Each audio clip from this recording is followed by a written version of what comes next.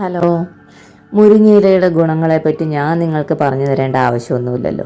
അപ്പം ഒട്ടും കയ്പില്ലാത്ത ഒരു മുരിങ്ങയില തോരൻ എങ്ങനെയാണ് റെഡിയാക്കുന്നതെന്ന് നോക്കാം.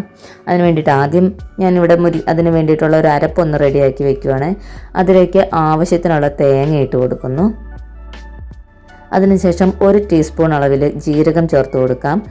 ഒരു 1/4 ടീസ്പൂൺ അളവിൽ മഞ്ഞൾപ്പൊടിയും 1 ടീസ്പൂൺ മുളക് പൊടിയും കൂടി ചേർത്ത് ഒരു 2-3 അല്ലി വെളുത്തുള്ളിയും കൂടി ചേർത്ത് നമുക്കിതൊന്ന് ജസ്റ്റ് ക്രഷ് ചെയ്തെടുത്തിട്ട് വരാം.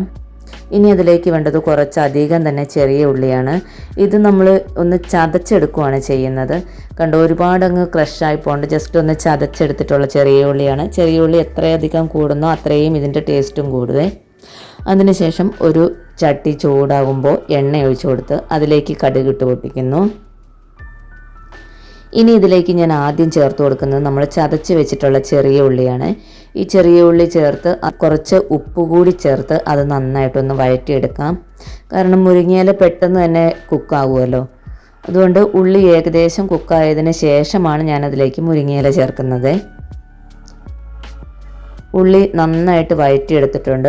അതിനുശേഷം നമ്മളതിലേക്ക് റെഡിയാക്കി വെച്ചിരിക്കുന്ന മുരിങ്ങയില ചേർത്ത് കൊടുക്കുന്നു. ഇനി മുരിങ്ങയില ഇതിലേക്ക് ചേർത്തതിന് ശേഷം നമുക്കിതൊന്ന് ഇളക്കി കൊടുക്കാം.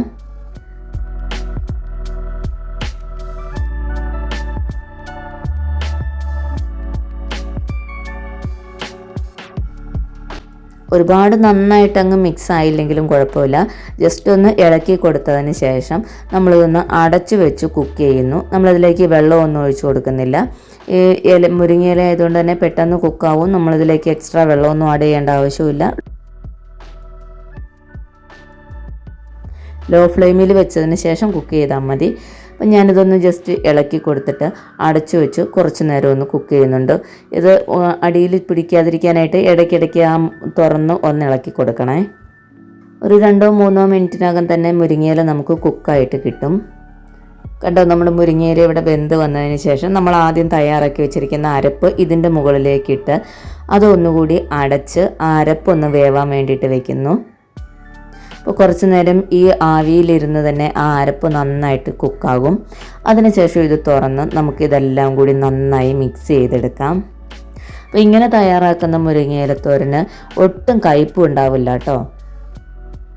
ഇപ്പം മുരിങ്ങയില പലരും കഴിക്കാത്തത് കാരണം തന്നെ അതിന് കയ്പ് രസം ഉള്ളത് കൊണ്ടായിരിക്കും. അപ്പോൾ ഇങ്ങനെയൊന്ന് തയ്യാറാക്കി നോക്കൂ, അതിനൊട്ടും കയ്പില്ലാത്ത ഒരു മുരിങ്ങയിലത്തോരൻ നിങ്ങൾക്ക് കിട്ടും.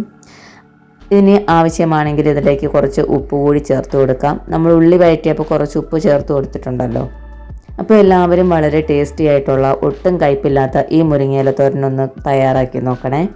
വീഡിയോ ഇഷ്ടപ്പെട്ട ചാനൽ സബ്സ്ക്രൈബ് ചെയ്ത് സപ്പോർട്ട് ചെയ്യാനും വീഡിയോ ലൈക്ക് ചെയ്യാനും കമൻറ്റ് ചെയ്യാനും മറക്കണ്ട. Thank you for watching.